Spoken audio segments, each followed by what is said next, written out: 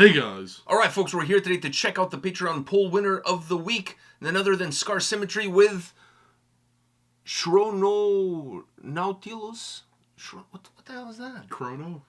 I don't know, man. Shanawana? Shanawana? Fuck. What a name for a song. I don't know. Into Massachusetts. I don't even know where to go with this. Anyhow, they have a new album coming out, and I believe I scored an interview. So something for you folks to keep an eye on.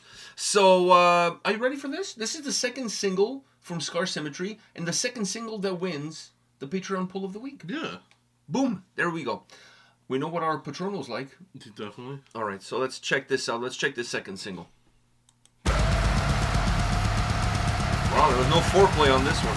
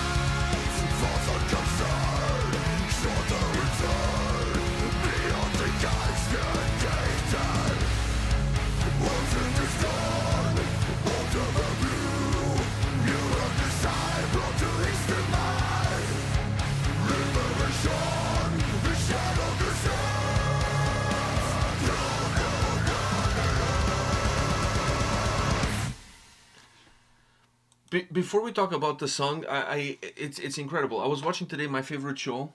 Ancient Aliens? Yeah. I thought you were gonna say Oak Island. That's also your favorite show. Those shows need to have a crossover. They technically always do. Where the guys from Oak Island come to the conclusion that maybe aliens are the ones that hid the treasure. Yeah. And, and then when they've thrown everything at the wall and hoping that it sticks. They're finally gonna break through like this metal sheet in the floor and then be in like Metroid, in the game Metroid. So, anyways, I was watching Ancient Aliens, and they were talking about a pilot, a commercial pilot, Japanese commercial pilot, and you know the story is true because the guy was Japanese, and their honor it's strong with the Japanese, so they're not going to tell bullshit stories. You know what I mean? Yeah, but this is also from. Oh, is it from the Japanese or is it from? No, the Japanese guy was the one that told the story. Oh, okay. I mean, not on the show. The show they just had like the audio tape of him while he was flying, talking to the control tower. You know, they had to put subtitles because it was hard to understand his English, but it was the guy talking, right? So he wasn't speaking English. No, he was. How the fuck is the tower going to understand what the Japanese guy is saying? He's talking to a tower in Anchorage, Alaska. They don't speak Japanese in Anchorage, Alaska. So anyhow, the guy, the pilot, this is 1986. He was a former jet fighter, whatever, with the Japanese Imperial Army and like Army Guard, whatever. I don't know, but he was a former like fighter jet pilot, but now he's commercial pilot. Okay, so he has a lot of experience. That's what I'm trying to get at. He was flying, and then there was two lights in front of him, and then those two lights became this massive ship, like the size of 2 football fields, like absolutely massive. And the people on the radar could see it too.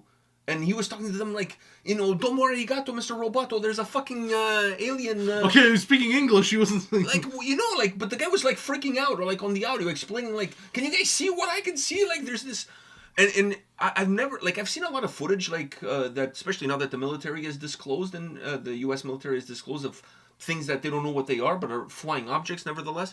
But to hear the guy like completely like freaking out on the audio tape, losing his mind on the audio tape, talking to the control tower, and the control tower completely freaking out because they can see it on the fucking radar, a blob like somebody took a fucking bird shit on the radar. It was really interesting, and apparently when he went back, what they said, they reported this to like the authorities and whatever, but everything got hushed. Like, you know, not going to talk about this and whatever.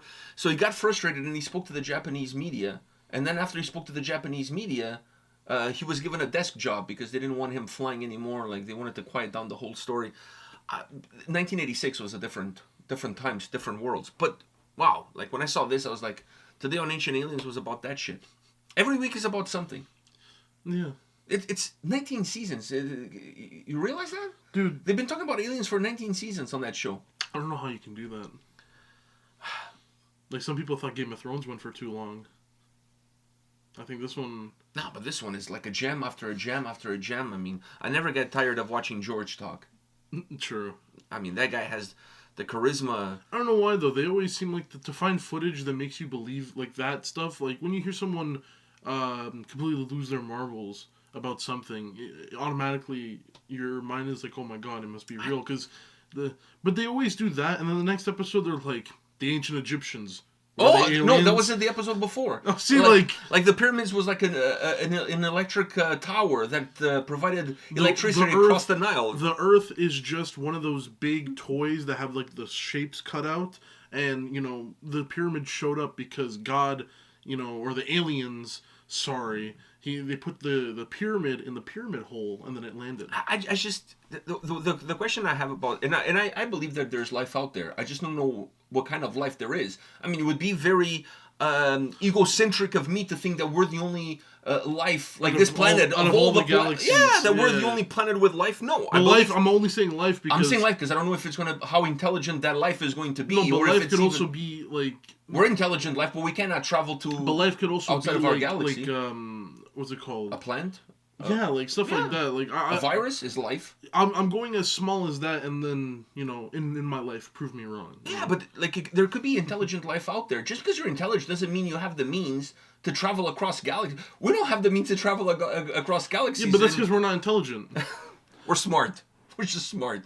So anyhow, smart is pushing. The video with the aliens and the spaceships kind of reminded me of watching Ancient Aliens today. I just feel like I remember a time when a lot of people, because I was born in the 70s, I grew up in the 80s, And I remember a time where people were getting kidnapped and anal probed all the time by aliens. But it was also a time where there was no cell phone cameras, so people couldn't record this shit. It was just like word of mouth. Since cell phones became widely available with extremely good cameras, there hasn't been no fucking reporting. Yeah, because you're just going to see a Twitter video and it's going to be a guy like, hey, getting probed, another Tuesday Come in on, people Colorado. take selfies all the time. If you're getting anal probed, don't you think it's a great time for a selfie? Dude, Ben Foster wears a fucking GoPro while he plays soccer. Do you think, like... There's some people... Or football. Dude, there's some people... Do you think people are not going to, like, as an experiment, sleep with a GoPro on and then Dude, there's people who've been kidnapped, like, 10 times, 15 times. An anal probe. Like, you would think after the 3rd time, I'm getting, like, this shit recorded. Like, I'm doing something. Like, I don't know. I just... Like, put cameras in your room and shit. I don't know, do something. Yeah, but that shit happens in, like, small towns. I don't know, man. Like, I'm not talking about small... I'm talking about, like 100 people in the town. Listen, I once smoked weed at an AC/DC concert, and I could swear to God somebody jumped from the top, not a roof, but, like, the cheap seats. I could swear somebody jumped. So, like, I mean, maybe these people are, like, a little bit high. Like, I don't know. Well, yeah. And obviously nobody jumped because I looked down. I didn't see any bodies and whatever. And the show didn't stop. No. Also, on the way home, the subway ride felt like I was on a roller coaster ride. But that's because it was fucking good weed. So, it is what it is. I'm not saying people didn't get anal probed. Maybe it wasn't aliens. Maybe it was their next door neighbor. Once you get anal probed, like, 10 times, I feel like... It's kind of loosey-goosey after the 5th, isn't it? Yeah, but why would the aliens need to do it so many times? I mean, wouldn't you need, like... Maybe the person is over 45, so they have to do it constantly to make sure they don't have cancer, like I go for my colonoscopies. But you're not getting the results back by the aliens. Well, the fact that you're still alive means you have no cancer. Why? What would they do if you had the cancer? Maybe remove it. Yeah. Oh my God. And then you wouldn't know. It's the gift that keeps on That's giving. The only time I would recommend, not recommend, I would be behind the whole probing thing.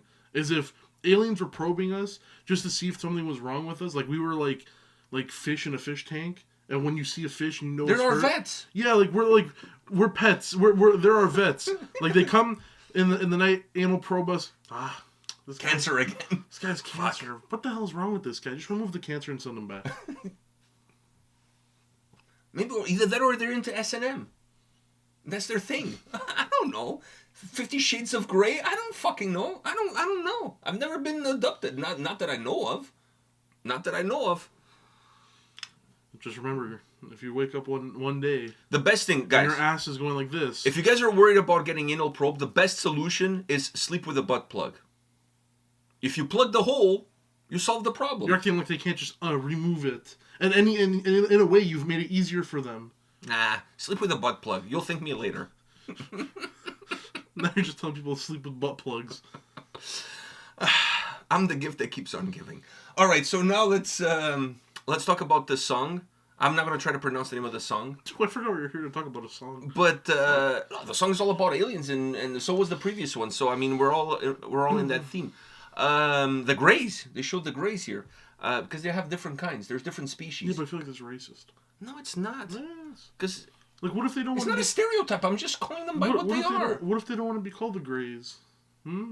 But until we know for a fact, like I think we can call them Greys. I don't think they're going to be offended by it. Maybe that's where the anal probing started. Yeah. You call me Grey? I'll fuck you in the ass. I'll fuck you in the ass. Maybe that's where it started. Okay, anyhow, the song. What did you think about this track compared to the first single? I can't really compare the first single because this one to me was more proggy than the first single. I would need to go back and listen to the first single again to get like my full opinion. All I know is that this one it wasn't like my favorite. The first single, in my opinion, was more direct. Yeah, it was a more. It was an easier. On that. It was an easier to digest song. Was more direct. Was super catchy. It got you from the first go. It was not like a song like you had to peel layers in order to really get it. This one there's layers. This one was more proggy. This is like a tangerine. I love the taste of the tangerine, but I hate I thought you were gonna say the bank. Oh no. Oh. I love the taste of tangerine. Don't get me wrong, but I hate fucking peeling it. I don't like the smell it leaves on my fingers. I know. Yeah, it's like fuck. It doesn't matter how many times you wash your hands. It's hard to get rid of it. Exactly. It's like sardines. I love sardines, but the smell. Wow. Yeah, dude. That's exactly how this song is like a tangerine. It it's good on the inside, but I don't want to peel But it. it's a lot of work to get there. It's a lot of work, yeah. It's a lot of work to get there. It's also like those people for like restaurants, how they have to devein fucking oranges or tangerines. Do you know how like? Do you know about that? No, I didn't even know that was a thing. To make them look perfect. To make them look perfect for not only not commercial sake, but for like cooking sake, you have to like devein them. So like the white parts that it leaves, you have to take them off with a knife, and so it's a long process. But they look awesome, but it's a long process. I would never want to do it.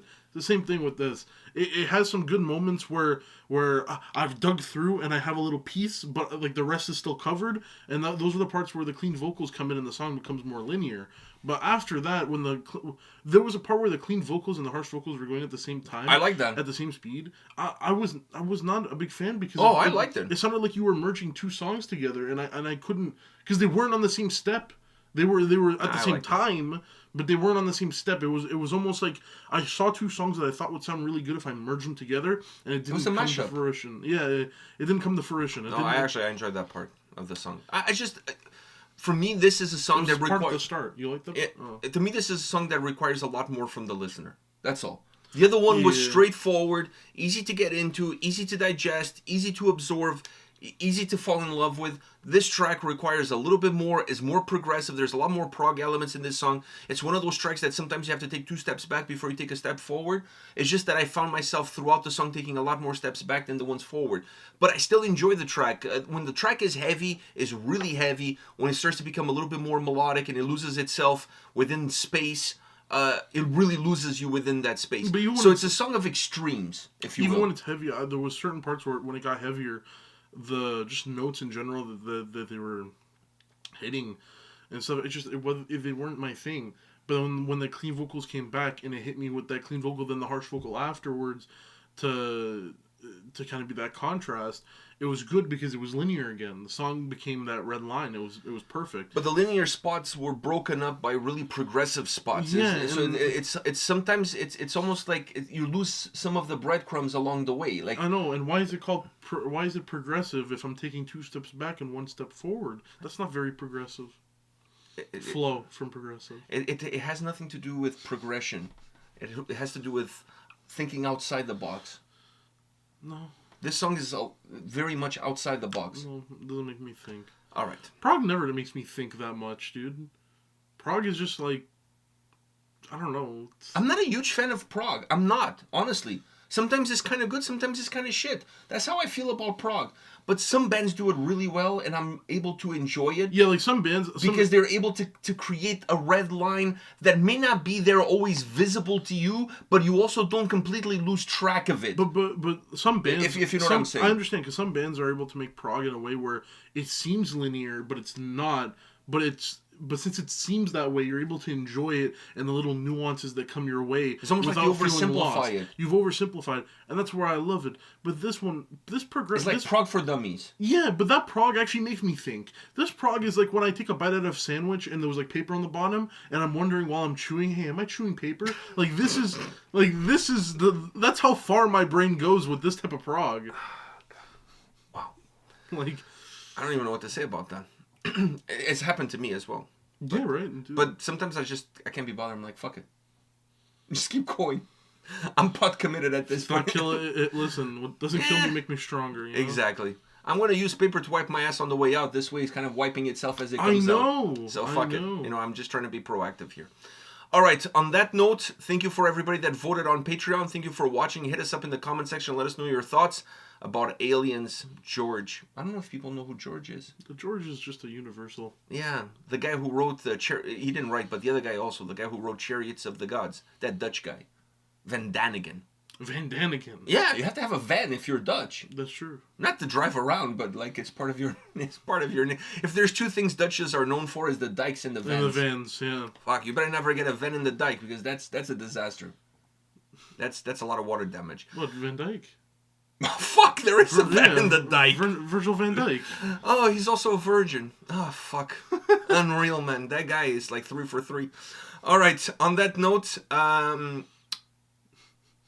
what? On that note, we're done. We're done. All right, we'll see you at the next one. See ya.